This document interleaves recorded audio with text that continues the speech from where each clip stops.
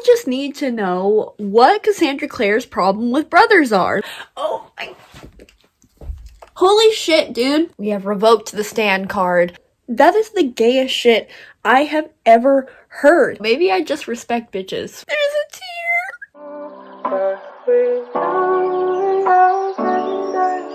Hello you guys, welcome to a new video. So in this video, I will be rereading The Infernal Devices by Cassandra Clare. A little bit of backstory before we get into the nitty-gritty. This trilogy means a whole heck of a lot to me. This was likely the first series that gave me the same emotional feelings and love that rivaled Percy Jackson. And I have never reread The Infernal Devices. I was just never a rereader until I started BookTube, and now I was like, well, I need to see if my taste still stands.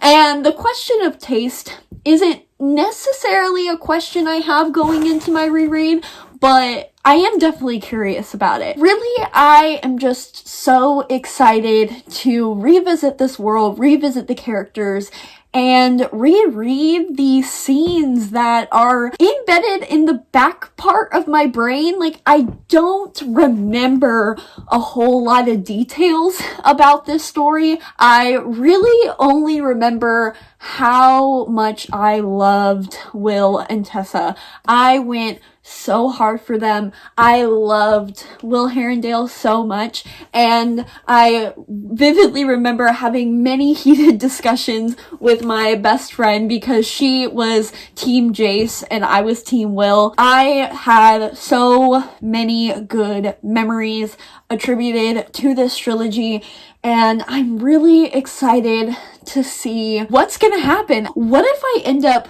shipping Jessa? That would be the biggest plot twist of my whole existence. I know it's not gonna happen because, as quoted by Chandler Ainsley, Jem has the sexual appeal as soggy bread. I don't know if that's a direct quote, but I'm paraphrasing. But that would be interesting. I remember wanting to pick up A Tale of Two Cities so badly, and I could never imagine willingly, voluntarily reading Charles Dickens. That sounds horrendous to me. I'm so excited to start this. I don't know what I'm gonna do. I'm not ready to endure the emotional turmoil that I know this series is going to leave me. But before I go and actually read this and stop talking, I will say that this video is going to be spoiler filled. I will be doing all of the spoilers. So I am sorry for those of you who have not read this trilogy and do want to avoid spoilers. I didn't want to have to censor myself, because if I can take the opportunity to not do that, I will always take it. I wanted this to be a refresher for those of you who have read this trilogy in preparation for Chain of Gold, which, if nobody knows what I'm talking about, that's the new Cassandra Clare release that is following the children of Tessa and Will in this series. So I wanted it to be a little refresher for those of you who didn't want to reread the series. We're getting into it. Let's just freaking read this. So I already said that I remember scenes of this book, but never details. And I didn't even remember what Tessa's ability was, and that's introduced in the first chapter, that she is able to morph, and she's basically Mystique from X-Men, and I totally forgot all about that. It's crazy how little I remember about books that I love. I remember absolutely hating Jessamine when I read this the first time, which I feel like is so interesting because I feel like, I don't know, maybe this was just me, but I always hated the bitchy female characters when I was a teenager, because I think that's you're kind of supposed to, like, that's the whole point. But reading them as an adult, not all the time, but like most of the time, I absolutely love them, and I don't know why that is. Maybe I just respect bitches as an adult. I don't know what that says about me, but there you go. Just hearing them say each other's names. I'm such a nerd. I love Wessa so much. Okay, so I am 6 chapters into this, and I have more thoughts about Jessamine because I'm not a huge fan of Victorian England because it's when patriarchy really had a resurgence. And it's interesting that this book really tackles that because the Shadowhunters and their society is very liberal, very progressive, very much like our modern day, because we have Tessa, when she's seeing all of these things, she is so surprised at the women being fighters, and Jem and all of these other things that her own society and like human mundane society deems as improper. And it's interesting that the Shadowhunter world is so the opposite. And Jessamine, though, she hates the Shadowhunter world, and she has just been through so much trauma because of it, because her parents, everything she has ever known has been destroyed because of the Shadowhunter world, the supernatural world. So of course she really latches on to the human world, and she wants to be human so bad. She wants to have an ordinary life so bad. Although Jessamine has her faults and she's low-key racist and she's hella misogynistic, I don't feel like that is who she actually is. I think that's just the trauma and her distancing herself from every avenue and every aspect of Shadowhunter world, including equality, because she just wants to fit in to Victorian mundane society so badly. So she has just internalized all of these ideas. And I just read the chapter where she's showing Tessa her little dollhouse and how it's an exact replica of her house, and she's low-key a little crazy, and it's just really sad. I know that Jessamine goes through so much development in this trilogy, and I'm very excited to read about it again because I feel like I didn't appreciate her character to her full extent when I read this for the first time.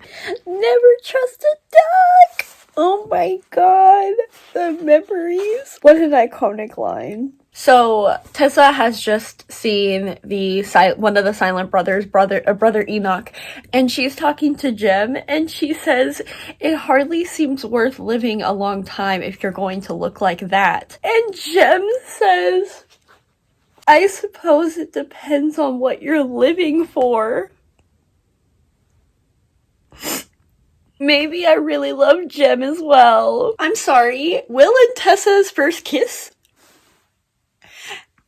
And y'all always talk about Jason Clary's kiss scene in City of Ashes? Hello! Non-incest, amazing, hot as fuck kiss right here. She's right here. Nate is literally unconscious and probably facing a lot of PTSD and trauma. And Jessamine's first thought is he single? I mean, you can't deny that the girl has priorities. I just need to know what Cassandra Clare's problem with brothers are. Like, I googled it. She doesn't have a brother, so I need to know what formidable experience she had in her life, whether it be with an uncle or a friend's brother, but every single brother in the Shadowhunter Chronicles is messed up. Where did that come from? I need to know if sis is okay, because this is not a coincidence. Well, this isn't what I just finished. I just finished Clockwork Angel. Give it 5 out of 5 stars. It was so good. I will say that I do understand where people are coming from that don't necessarily prefer this series, because it's definitely not as action-packed as the Moral Instruments. You know what though? I don't feel like that's even accurate. It's strange because there's definitely a plot and there's definitely the same rhythms as the Mortal Instruments books, but I think this one is a little more quiet. It's different, and I do see where some people are coming from, where they think this one might be boring, because there are some points where if you're not invested in the characters and their lives, then you probably won't enjoy it as much. But I love these characters so much, and I just want to be with them forever and ever. So I want to be with them when they go look at a bridge together, or just do random things like dress shopping and all of these different mundane activities. Get it? I am not a huge fan of the villain. I think the twist with De Quincey and Morkmain was interesting. It's just, I don't know how I feel about the automaton thing, but I think it is a very unique take. But in and of themselves, I'm not huge about the automatons, and quite frankly, they don't really make much sense, especially in comparison to the rest of the Shadowhunter world. And every single time they tried to explain it and how it's like, oh, the demon energies, and I just didn't buy it. There are definitely some weird things going on in this book structurally and just like plot wise, but I love these characters so much. I love them so much more than I did any of the characters in the Mortal Instruments. And you can't even really call it nostalgia. I mean, obviously it is nostalgia, but I read the Mortal Instruments the same time I read the Infernal Devices. So it's not like I read these characters younger and then I revisited the Mortal Instruments. It was during the same time. So clearly I connect to these characters way more than the Mortal Instruments. And I don't think that is an unpopular thing, because most people, I think, prefer the Infernal Devices. They're just so much more interesting to me. I mean, we have Tessa, who obviously relates to that bookworm reader mentality. And then you have Will, who I just love a fictional asshole. I don't know what it is about assholes on the page, but I love them. If they're in person, they can choke, but I love me a broody asshole man. I was surprised at how little we got of Will and like what his deal was. And I will admit that at the very end, when Tessa talks to him and she's like, oh, I'm staying at the Institute, and Will is basically being like, all right, so we're fuck buddies now. That was, as Tessa said, just needlessly cruel. What is with the Herondales, man? They got issues. I know I said at the beginning of the video that I wasn't gonna be a gem stan, and like, it's not like I wasn't a gem stan, it's just that like every single time he came on the page I was like, ugh, where's Will? I need Will, what are you doing here? But I really love Jem too. He is so cute and sweet, and I appreciate him a lot more upon reread. Hey, look at us. Look at us. Huh? Who would have thought? Not me. He is also very broody. Jem is such a Scorpio. I know Will always quotes poetry, but Jem is just saying the most philosophical shit every single time he opens his mouth, and I love it, and it's great. I also think Jessamine, I'm gonna be saying her name differently every single time I say it. I think she is a very interesting character. She also just got on my nerves quite a few times in this book, but that's the most interesting characters, is when you keep switching opinions on them. And then I really love Charlotte so much. Charlotte puts Maurice to, like, in the ground, to shame, like trash, puts her in the garbage. I mean, Maurice is just, she is so annoying regardless, but in comparison to Charlotte, I love her so much. She is so soft. She is so caring. There is a point where Tessa and Charlotte are talking, and I forget exactly what the quote was, but I think Tessa was talking about how Charlotte can make the kids do anything, and Charlotte responds to "accept love me" or something like that. And wow, like, That was so unnecessary, but it really hurt me because they are so ungrateful. I mean, except Jem. Jem is like the sweetest soft boy ever. But Jessamine and Will, they're little ungrateful assholes, man. Sophie, I really love. We didn't really get too much of her besides her relationship with Will and her little crush on Jem, but I know that she grows an awful lot in this trilogy, and I'm very excited to see her and Gabriel. I need it right now. I loved it a lot, and I am so excited to start the second book. I do not care. I mean, I do love the City of Bones movie, but I don't need it on the good trilogy. We don't need it tarnished, okay? Will is explaining Tessa the whole council and the council situation, and how the council is like some sort of prime minister-esque leader. And Tessa asks, she's like, the council, he's the head of the clave, like a sort of king. And Will says, not quite so inbred as your usual monarch. I am so sorry, Cassandra Clare, but you have no right to make snarky comments about inbred leaders when everybody in this damn Nephilim Shadowhunter world are all related to each other. Where is the logic, ma'am? The Lightwoods really be the worst Shadowhunter family.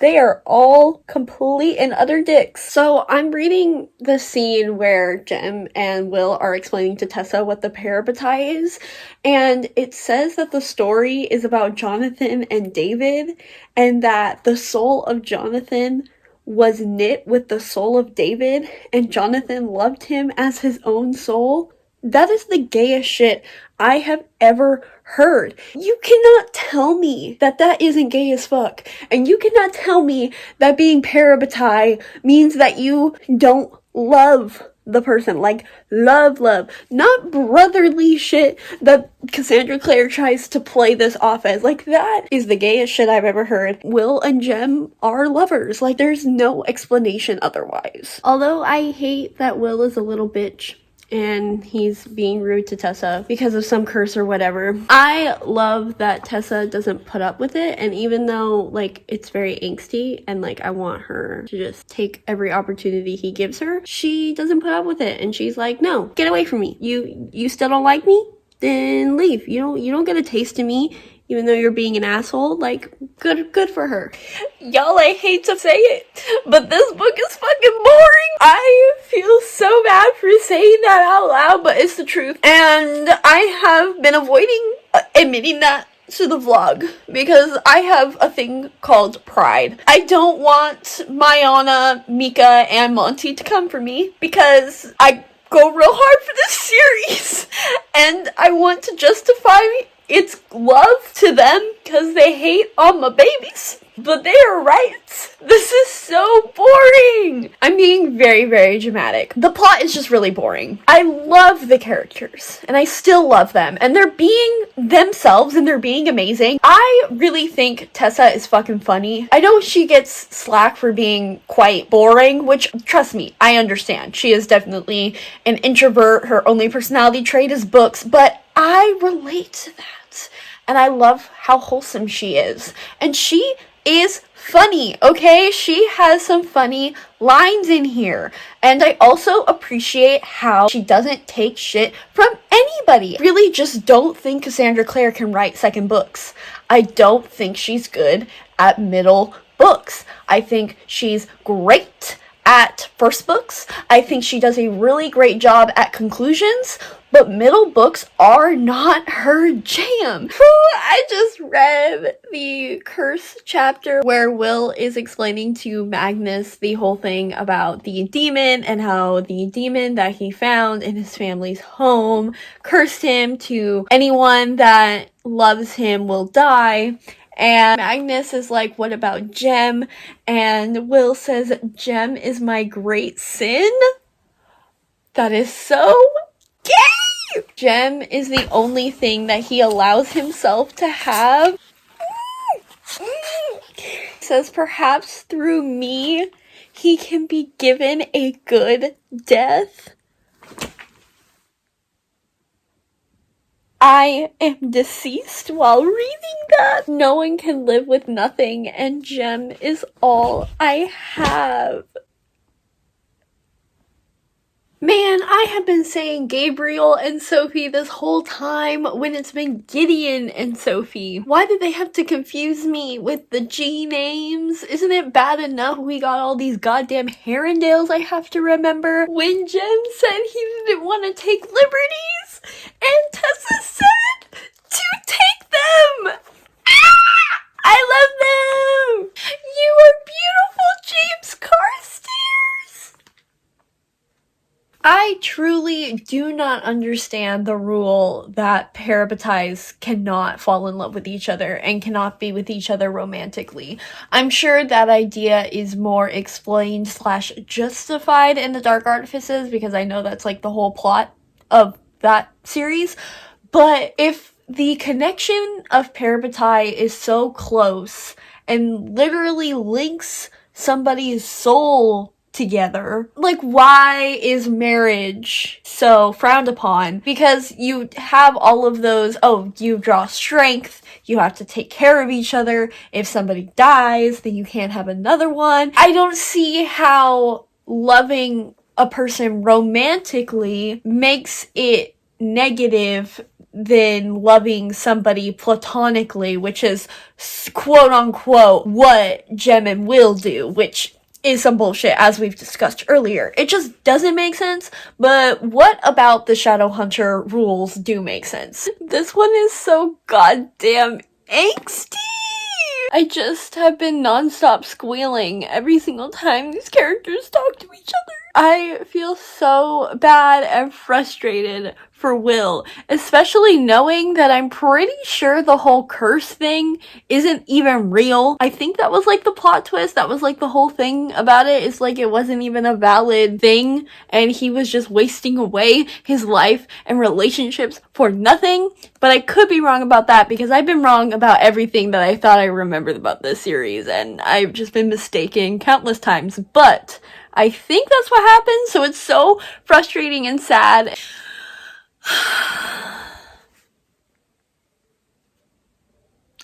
The scene with Will and Jem, and Will apologizing to Jem about the whole going into the den, and Jem thought he was mocking him with the drugs, but it was really just Will trying to cope with his position, and just Will telling Jem that he is literally everything for him, and he would die for him, and just, he loves him so much.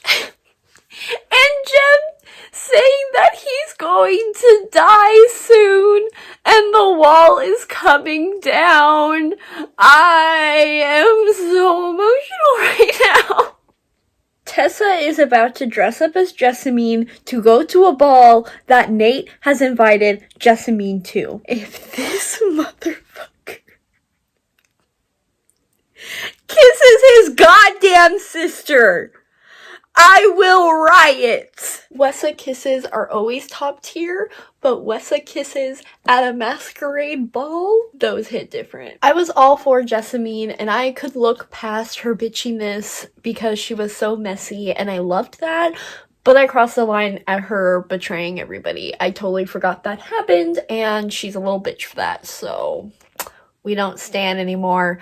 We have revoked the stan card. I refuse to believe that Magnus Bane is monogamous.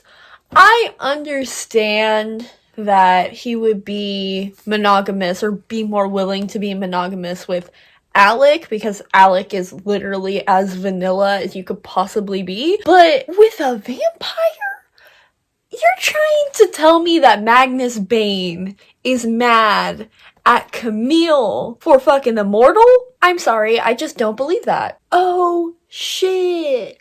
Wait a minute. Tessa is a Fairchild, isn't she? I'm pretty sure she is. I just learned that she is half demon, half Shadowhunter. Yeah, see, totally forgot that. I'm pretty sure she ends up being a Fairchild, because then I was really excited because when she was gonna meet Clary, we'll stay tuned in the updates to see if That is correct. So, I am more than halfway through of Clockwork Prince. I have gotten to the point where we have learned that Jessamine has been betraying the people. Thankfully, Tessa and Nate did not kiss, but they are going to be meeting again because they are going to try to capture Nate in order to get more information about Mortmain and his connection to the Lightwoods. So I am no longer bored. I would say that it was the curse chapter where we learned about Will and his backstory more, where I was officially back at it again. I was feeling all the feels because although the plot in this book is pretty bad and very slow and not a whole lot happens, the character interactions in this one, they're so good because you get so much angst in this book. I love these characters so much that I would read about them waiting for paint to dry and I would be happy about it. Jem saying he wanted to court Tessa and write her poetry and take her to the parks and hold her hand. Jem just proposed to Tessa and Tessa just said yes. And we just learned that Will's curse was fake the whole time. Oh my. The fact that Benedict Lightwood has a demon STD. Karma. I just finished Clockwork Prince, and you cannot convince me otherwise that Herongraystairs is not canon. I don't care how boring this book was. The amount of emotions it made me feel between every single one of these characters was unmatched to anything. I can't believe I survived the scene between Will and Tessa telling Will that she is engaged to Jem. The only way I can be truly happy is to know that they are all together. Cecily? I don't know, how do you pronounce Cecily? Cecily? Cece? I'm gonna call her Cece. Showing up at the dinner. Oh my god, and Charlotte's pregnant? The scene with Charlotte and Henry and them confessing their love for each other. I love every single one of these characters so goddamn much. It's just breathtaking. And now Gideon is at the Institute, so now him and Sophie are gonna get it on. I just love this series so much, and I am not ready for it to end. I am only 100 pages into Clockwork Princess, and this book is already so freaking sad, and I don't know how I'm going to handle it. This book is so good.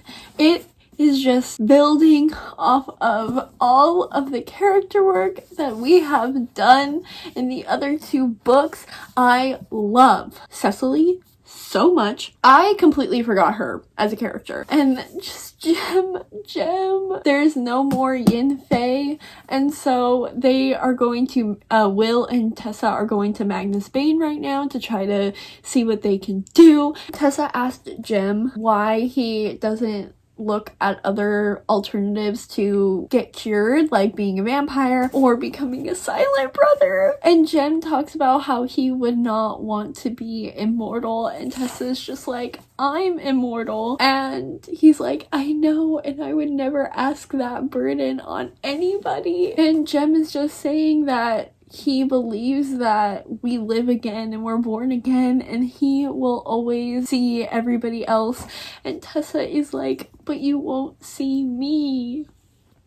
There's just so much grief in this book. I love Jem so much. I love him so much. Upon this reread, I have appreciated him so goddamn much. Also, the audiobook for this book is so good. It's narrated by Daniel Sharman, who was in Teen Wolf, and he does such a good job narrating all of the different voices. It's honestly so good. When Will put his hand in the freaking fire to try to scrape as much yin fei as he possibly could. So, I read some of this last night. This book is just so goddamn depressing because it is so angsty with all of these characters. If you don't love these characters, you probably don't give a shit about this book or this trilogy or whatever. But if you have even a semblance of investment into these characters, this book is the most painful but also the most rewarding and satisfying thing. I can't believe that this is the same author of The Mortal Instruments. Cassandra Clare really just created something beautiful with all of the characters in here, and she did such a good job at making you care for them and just making you invested in their lives. And it's not just Will, Tessa, and Jem, because you also get Henry and Charlotte. You also get Sophie and Gideon, which I am so grateful for Sophie and Gideon because they give it's not comic relief, they just give the heartwarming relief that I need after reading scenes between Will and Jem and Tessa and all those things. It is crazy how amazing Cassandra Clare makes me care for these characters, and yet in her other series, I could give two shits about not a single one. And there's also some relationships that I just wasn't anticipating, like Magnus and Will. How did Cassandra Clare write Magnus and Will and their beautiful friendship bond kind of relationship that is kind of hard to explain, and yet Magnus and Alec have zero chemistry whatsoever? I just think of this trilogy as completely independent of itself, because not only is the world very different than The Mortal Instruments with the automatons, the relationships in here are just unmatched to anything else that she has written. I mean, granted, I haven't read the Dark Artifices, so I might change my mind when I read those, but she's just created something so beautiful with this trilogy. I started reading right when the Institute got attacked by the automatons, and Jessamine was killed and Tessa was taken away. So the first thing I want to talk about is Jessamine's speech to Will. This is what I'm talking about. Every single one of these characters are so well fleshed out that you can have interactions between any one of them and it will be breathtaking. The fact that Will was the one to hear Jessamine's last words and to talk to Jessamine as she's dying is the most perfect interaction ever. Jessamine is telling Will that he doesn't need to be kind to her as she's dying because she knows he hates her, and she's talking about how out of all of the people at the Institute, Will was the only one who didn't visit her in the Silent City. She says that Jem is the one who's the forgiving one. I am not that person. And she says, and yet I always liked you better. The way you hated yourself, I understood that. Jem always wanted to give me a chance as Charlotte did, but I do not want the gifts of generous hearts. I want to be seen as I am, and because you do not pity me, I know if I ask you to do something, you will do it. Will is talking about how he had never been kind to her, nor she to him. He had never been kind to anyone save Jem, but Jessie saved him from the trouble of regretting it. In a similar way to how Jem was a catharsis for Will, Jessamine was kind of a catharsis for him as well, because Jessamine was the one person he didn't have to regret being cruel to. They just have such interesting bonds with one another that Cassandra Clare clearly and so well demonstrates. Whew. And then the scene that really broke me was when Will confesses to Jem that he is in love with Tessa. It's scenes like this where it just proves that herongraystairs is completely canon and real. Jem is saying how for all of these years I have tried to give you what you could not give yourself, and that is faith.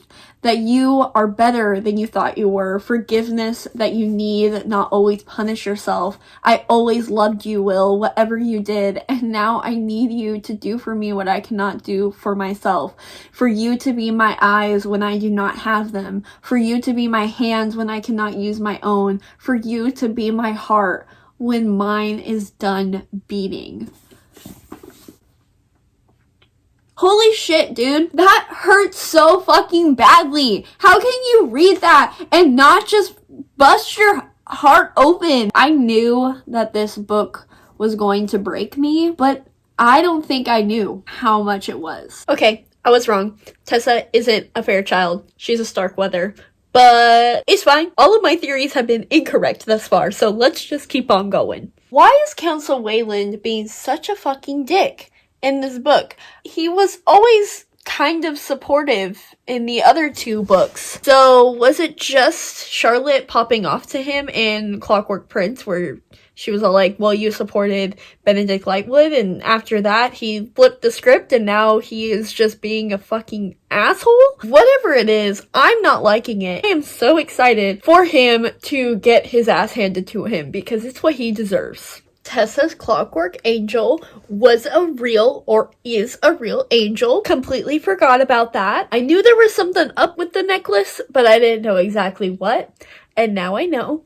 Her Clockwork Angel is Ethereal, the angel. And she tried to kill him, or she tried to destroy the necklace. And he's basically like, nah, bitch, I'm mandated to protect you, whether you like it or not. So stop being a little bitch and get a hold of yourself and your agency. Nothing like banging the love of your life the night before y'all are about to get murdered by a bunch of demon machines. We love to see it. Charlotte said that the automatons were going to attack. And what did they do? They attacked. And now, Council Wayland has his fucking head chopped off. So, justice served. How many times have they fought these automatons by now? Probably half a dozen, right? And they're still using seraph blades. We have already established countless times that seraph blades do nothing to these automatons, and they still bring them to the fight. God damn, these Shadowhunters, just the brain cells, do they share one collectively amongst each other?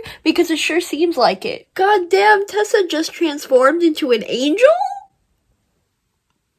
Go off, sis. I'm sorry, Cecily Herondale deserves way better than Gabriel Lightwood. He would have done that for Tessa, died to keep the ones she needed beside her, and so would Jem have done for him, or for Tessa, and so would Tessa, he thought, do for both of them. It was a near incomprehensible tangle, the three of them, but there was no one certainty, and that was that. There was no lack of love between them. Tell me herongraystairs isn't canon. Tell me. I would like you to try, because that just proves that it's canon. I cry. There's a tear. Oh, I'm reading the epilogue. If you can't tell. It's fine. It's fine. I finished it. And I only cried a single tear, which I call a victory. I really don't know what else to say that I haven't said already about this book and this trilogy as a whole. This has been such an incredible experience. I am kind of kicking myself for taking this long to reread it and having any doubts whatsoever that this series is as good as it is. It just takes you on such an emotional roller coaster, and I am so grateful for it. These characters are one of the most fleshed out and developed characters that I have ever read about, and that stands up to time. I love all of them so much, and I will be forever grateful for Cassandra Clare for writing this story. As far as the ending is concerned, I totally forgot that Jem came back as like himself, and I'm not entirely sure how that works out. I mean, it wasn't really explained, so obviously we don't know.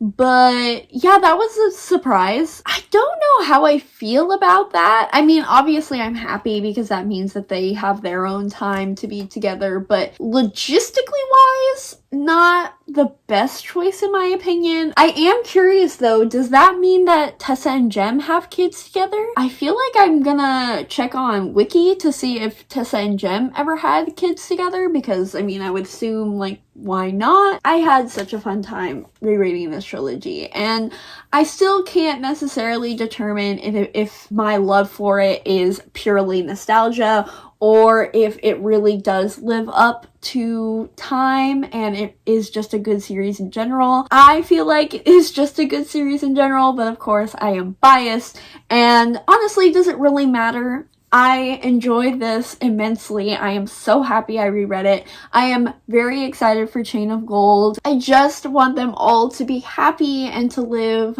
happy lives. It seems that they did do that. And so what else can I ask for? Anyways, that is going to do it for this vlog. Thank you guys for joining me during my rereading experience. Let me know down below all of your thoughts for this trilogy, who your favorite characters are, who your least favorite characters are.